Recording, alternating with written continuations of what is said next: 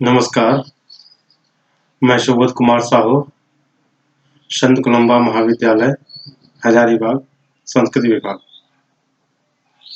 संस्कृत विषय में षष्ठ समसत्र में वक्रोक्ति जीवितम DSE 4 में पढ़ना है। वक्रोक्ति जीवितम एक काव्यशास्त्रीय ग्रंथ है। काव्यशास्त्र में बहुत सारे संप्रदाय हुए हैं। उनमें 6 प्रमुख संप्रदाय हैं: रस संप्रदाय, अलंकार संप्रदाय, रीति संप्रदाय, औचित्य संप्रदाय, ध्वनि संप्रदाय और वक्रोक्ति संप्रदाय। रस संप्रदाय के आचार्य भरत मुनि, अलंकार संप्रदाय के आचार्य भामह, रीति संप्रदाय के आचार्य वामन, औचित्य संप्रदाय के आचार्य क्षेमेंद्र, ध्वनि संप्रदाय आचार्य आनंदवर्धन और वक्रोक्ति संप्रदाय के आचार्य कुंतक। वक्रोक्ति संप्रदाय एक प्रमुख संप्रदाय है। आचार्य कुंतक ने 10वीं शताब्दी में काव्यशास्त्र के क्षेत्र में वक्रोक्ति संप्रदाय की स्थापना की। काव्य में वक्रोक्ति को काव्य की आत्मा माना गया है। आचार्य कुंतक काव्य की आत्मा वक्रोक्ति को मानते हैं। आचार्य आनंदवर्धन काव्य की आत्मा ध्वनि मानते हैं। उसी प्रकार से आचार्य कुंतक काव्य की आत्मा वक्रोक्ति को मानते हैं। तो काव्य शास्त्र में विभिन्न संप्रदाय के जो आचार्य हैं, उन्होंने अपने अपने मतानुसार रस की, वक्रोक्ति की, अलंकार की, इन सभी संप्रदायों की स्थापना की है। आचार्य कुंतक वक्रोक्ति संप्रदाय की स्थापना करके एक नया कीर्तिमान स्थापित किया है। वक्रोक्ति शब्द जो है वह 2 पदों के योग से बना हुआ है, वक्र और उक्ति। इस प्रकार से वक्रोक्ति का अर्थ हो गया विचित्र प्रकार की उक्ति। जैसा कि आचार्य कुंतक कहते हैं, विचित्रैवाभिधा वक्रोक्तिरिति उच्यते। विचित्रैव अभिधा वक्रोक्तिरिति उच्यते। विचित्र प्रकार की जो उक्ति है, अर्थात घुमा फिराकर टेढ़े रूप में कहना, ये जो है वक्रोक्ति है। प्राचीन कवियों ने इस शब्द का प्रयोग वाक्छल, परिहास कथन, वचन विदग्धता तथा क्रीड़ालाप आदि अर्थों में किया है। वक्रोक्ति शब्द का प्रथम प्रयोग करने वाले आचार्य भामह है। उनके अनुसार से काव्य में सौंदर्य का आधायक तत्व अलंकार है और किसी अलंकार का अस्तित्व वक्रोक्ति के बिना नहीं हो सकता। वो कहते हैं, सैषा सर्वत्र वक्रोक्तेर अनयार्थो विभाव्यते यत्नोस्याम कविना कार्यः कोऽलंकारो अनया विना। फिर से एक बार जान ले, सैषा सर्वत्र वक्रोक्ते रणयार्थो विभाव्यते यत्नोस्याम कविना कार्यः कोऽलंकारो अनया विना। यानी कि वक्रोक्ति के बिना काव्य में कुछ भी नहीं है। कहते हैं कि वक्रोक्ति से रहित वाक्य में काव्यत्व होता ही नहीं है, वह केवल वार्ता मात्र होता है। वक्रोक्ति के विद्यमान न होने के कारण ही भामह ने हेतु, सूक्ष्म और लेश को अलंकार नहीं माना है। हेतुश्च सूक्ष्मो लेशो अथ नालंकारतया मतः समुदायाभिधानश्च वक्रोक्त्यनाभिधानतः। तो इस प्रकार से वक्रोक्ति आचार्य भामह सबसे पहले बताए हैं। भामह के पश्चात आचार्य दंडी ने भी वक्रोक्ति को अलंकारों का मूलाधार माना है, लेकिन उनका वक्रोक्ति विवेचन भामह से भिन्न प्रकार का है। दंडी ने संपूर्ण वाङ्मय को 2 भागों में विभक्त किया, स्वभावोक्ति और वक्रोक्ति। दंडी ने पदार्थों के अनेक अवस्था वाले रूप का स्वाभाविक रूप से कथन करने को स्वभावोक्ति या जाति अलंकार माना तथा इसको प्रथम अलंकार बतलाया। उन्होंने वक्रोक्ति को किसी अलंकार विशेष का नाम नहीं दिया, अपितु उपमा आदि समस्त अलंकारों को वक्रोक्ति के रूप में विवेचित किया।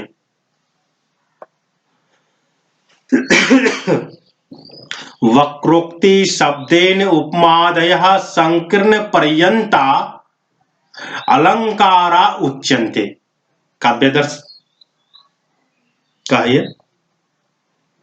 तो उन्होंने वक्रोक्ति को किसी अलंकार विशेष का नाम नहीं दिया, अपितु उपमा आदि समस्त अलंकारों को वक्रोक्ति के रूप में विवेचित किया। आचार्य दंडी का यह भी मानना है कि इस वक्रोक्ति की शोभा श्लेष के माध्यम से वृद्धि को प्राप्त होती है। इस प्रकार वक्रोक्ति के स्वरूप का विवेचन करते हुए आचार्य दंडी ने वक्रोक्ति और अतिशयोक्ति को पर्यायवाचक रूप में माना तथा अतिशयोक्ति को सभी अलंकारों का मूल बतलाया। आचार्य भामह और दंडी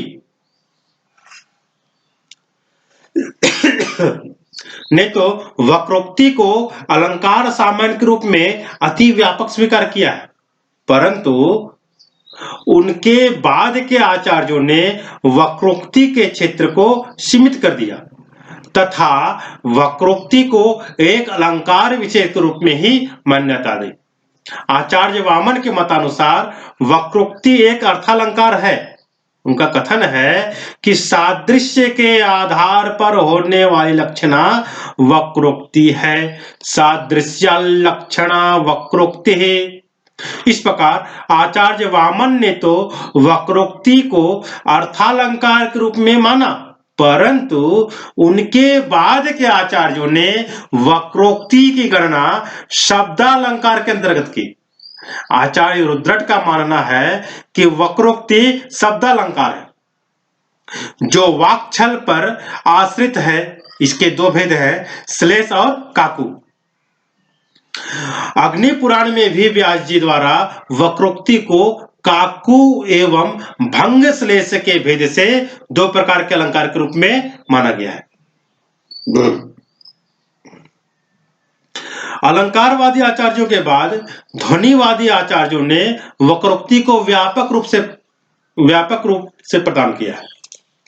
आचार्य आनंदवर्धन ने अतिशयोक्ति और वक्रोक्ति को एक रूप में मानते हुए इनको काव्य का अभिव्यंजक तत्व माना।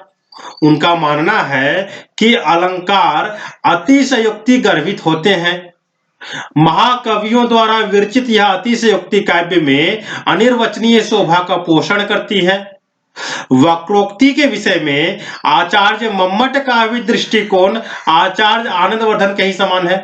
यद्यपि मम्मट ने वक्रोक्ति को शब्दालंकार माना तथा श्लेष और काकू के वैशिष्ट्य से इसके दो भेद किए, तथापि विशेष नामक अलंकार के विवेचन में उन्होंने वक्रोक्ति रूप अतिशयोक्ति को समस्त अलंकारों का प्राण माना। आचार्य भोज ने दूसरे आचार्यों की अपेक्षा वक्रोक्ति को और अधिक व्यापक रूप प्रदान किया। वचन और काव्य के भेद से उन्होंने साहित्य को दो भागों में विभाजित किया। शास्त्र तथा लोक में जो अवक्र वचन है वह तो वचन कहा जाता है तथा अर्थवाद आदि में जो वक्रता है वह काव्य कहलाता है।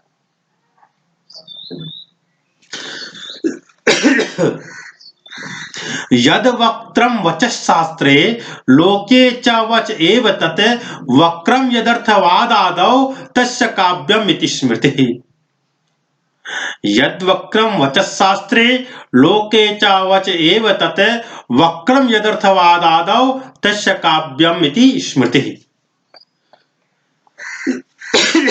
भोज का मानना है कि अतिशय वक्रता से युक्त काव्य वचन में जो अभिप्राय होता है उसी को ध्वनि कहते हैं। अलंकारों में वक्रोक्ति मूलता का अनुसरण करना चाहिए क्योंकि सभी अलंकार वक्रोक्ति शब्दवाच्य होते हैं। पूर्ववर्ती आचार्य भामा ने स्वभावोक्ति एवं रसवद आदि अलंकारों सहित समस्त अलंकारों का समावेश अतिशयोक्ति में किया। दंडी ने यद्यपि वक्रोक्ति से स्वभावोक्ति का मार्ग अलग किया, तथापि रसवद आदि अलंकार वक्रोक्ति में सम्मिलित रहे, लेकिन आचार्य भोज ने रस आदि को भी वक्रोक्ति से अलग करके काव्य वांग्मय को 3 वर्गों में विभक्त कर दिया: स्वभावोक्ति, वक्रोक्ति और रसोक्ति। पहला स्वभावोक्ति, दूसरा वक्रोक्ति, तीसरा रसोक्ति। इस प्रकार से आचार्य भोज के वक्रोक्ति में स्वभावोक्ति और रसोक्ति से भिन्न सभी अलंकारों का ग्रहण हो जाता है। आचार्य कुंतक और भोज समकालीन आचार्य थे। दोनों ने काव्य तत्वों पर स्वतंत्र रूप से विचार प्रस्तुत किए। भोज ने यद्यपि वक्रोक्ति की व्याख्या विस्तार से की, तथापि इनके ग्रंथों में अन्य विषयों का अधिक विवेचन होने से वक्रोक्ति का विचार कुछ दबसा गया। आचार्य कुंतक ने वक्रोक्ति पर गंभीरता पूर्वक चिंतन किया और उसे काव्य के प्राण तत्व के रूप में स्थापित करने के लिए वक्रोक्ति जीवितम नामक ग्रंथ की रचना कर दी। इस ग्रंथ में इन्होंने वक्रोक्ति की विस्तृत समीक्षा की तथा वक्रोक्ति को काव्य का प्राण तत्व घोषित किया। वक्रोक्ति को आचार्य कुंतक ने काव्य का आत्म तत्व माना तथा काव्य शास्त्र में इसे वक्रोक्ति संप्रदाय के रूप में प्रतिष्ठा दिलवाई। आचार्य कुंतक ने काव्य के समस्त सौंदर्यदायक तत्वों को वक्रोक्ति में ही समाहित कर दिया। काव्य में वक्रोक्ति का स्वरूप क्या है, इस संदर्भ में उनका मत है वैदग्ध्य भंगी भणिरिति वक्रोक्ति उच्यते। उनकी कारिका है उभावेतालंकार्यो को अलंकृतेनया विना वक्रोक्ति वैदग्ध्य भंगी भणितिरुच्यते। उभव एतौ अलंकार्यो, शब्द और अर्थ। काव्य में शब्द और अर्थ दोनों होते हैं, तो शब्द और अर्थ दोनों अलंकारी हैं और उनके द्वारा काव्य अलंकृत होते हैं। और ये दोनों किस प्रकार से अलंकृत होते हैं, तो उसके लिए पहले बताए थे कि शब्दो विवक्षितार्थैक वाचको अन्येषु सत्स्वपि अर्थः सा हृदयाह्लादकारी स्वस्पंद सुंदरः। शब्द जो है वह विवक्षित अर्थ का वाचक अन्यों में होने के बाद भी वह उसका जो अर्थ है वह सहृदय जनों के हृदय को अपने स्वाभाविक स्पंदन से, अपने स्वाभाविक सुंदर स्पंदन के द्वारा सहृदय जनों के हृदय को आह्लादित कर देते हैं। तो शब्द और अर्थ दोनों काव्य में है ही आवश्यक। उन दोनों के होने के बाद ही काव्य की वक्रता आती है और वह वक्रता जो होती है वही काव्य की आत्मा है। इसी के लिए आचार्य कुंतक वक्रोक्ति के बारे में बताते हुए कह रहे हैं उभावेतावलंकार्यो तयो पुनरलंकृति वक्रोक्तिरेव वैदग्ध्य भंगी भणितिरुच्यते। उभावेतावलंकार्यो तयो पुनरलंकृति वक्रोक्तिरेव वैदग्ध्य भंगी भणितिरुच्यते। यानी शब्द और अर्थ ये दोनों अलंकारी हैं। तयो पुनरलंकृति, और उन दोनों के द्वारा फिर से अलंकृति होती है। वक्रोक्ति जो है वह वैदग्ध्य भंगी भणि इति उच्यते, यानी कि विदग्ध जनों के द्वारा जो कथन है भंगी भणिति है वही वक्रोक्ति है। वैदग्ध का तात्पर्य हुआ विदग्ध का भाव, निपुण कवि का काव्य रचना कौशल और उसकी भंगी अर्थात विच्छिति यानी चमत्कार। तो वक्रोक्ति के स्वरूप का विवेचन 3 प्रकार के 3 स्थलों पर कुंतक ने किया। पहला, शास्त्र आदि में प्रसिद्ध शब्द अर्थ के प्रयोग से भिन्न होकर भिन्न प्रयोग वक्रोक्ति है। यानी शास्त्र आदि में प्रसिद्ध शब्द अर्थ के प्रयोग से भिन्न प्रयोग जो है वह वक्रोक्ति है। कहते हैं शास्त्रादि प्रसिद्ध शब्दार्थोपनिबद्ध व्यतिरेकी।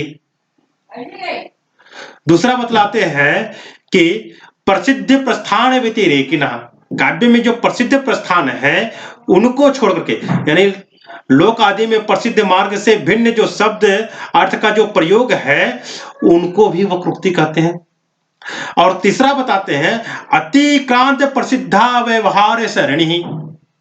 तो संसार में प्रसिद्ध शब्द अर्थ का प्रयोग जो है वह भी वक्रोक्ति है। तो इस प्रकार से वक्रोक्ति जो है वो 3 स्थल पर हो गए। पहला शास्त्र आदि में जो प्रसिद्ध है और शब्द और अर्थ के प्रयोग के द्वारा जो चमत्कार को उत्पन्न करते हैं वो वक्रोक्ति हो गई। दूसरा है कि प्रसिद्ध प्रस्थान जैसे हैं अलंकार हो गए, रीति हो गई,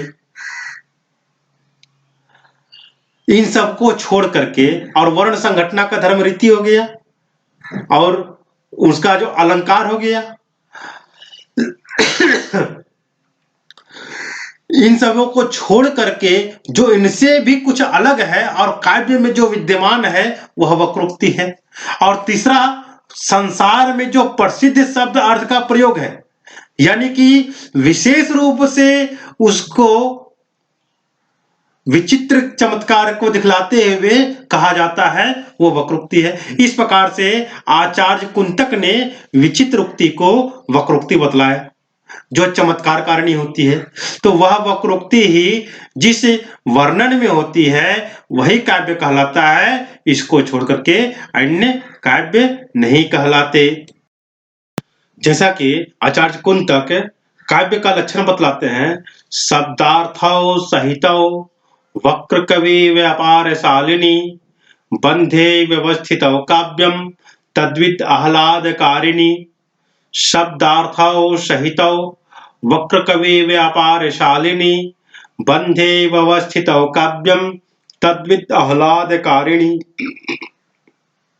शब्द और अर्थ से युक्त वक्र कवि व्यापार शालिनी, यानी कि कवि के व्यापार से युक्त जो वक्रता है वह शब्द और अर्थ से युक्त है और वह बंध में काव्य बंध में स्थित है, व्यवस्थित है, और वह उन काव्य तत्ववेत्ताओं के हृदय को आह्लादित करती है।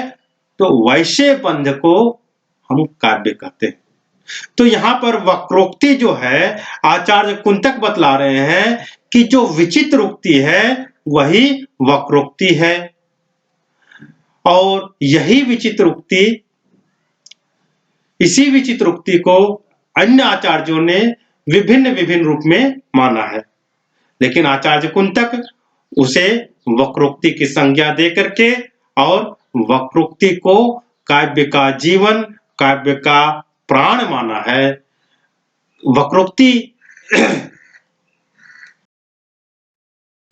वक्रोक्ति संप्रदाय की स्थापना करके आचार्य कुंतक काव्य शास्त्र के क्षेत्र में एक नया भूचाल ले आया, जहां लोग रस, अलंकार, रीति, औचित्य और ध्वनि को ही काव्य की आत्मा मान रहे थे। वहीं पर आचार्य कुंतक ने वक्रोक्ति को काव्य की आत्मा और काव्य का प्राण स्थापित करके एक नया कीर्तिमान स्थापित किया है, जो कि काव्य शास्त्र के क्षेत्र में एक अनुपम देन है।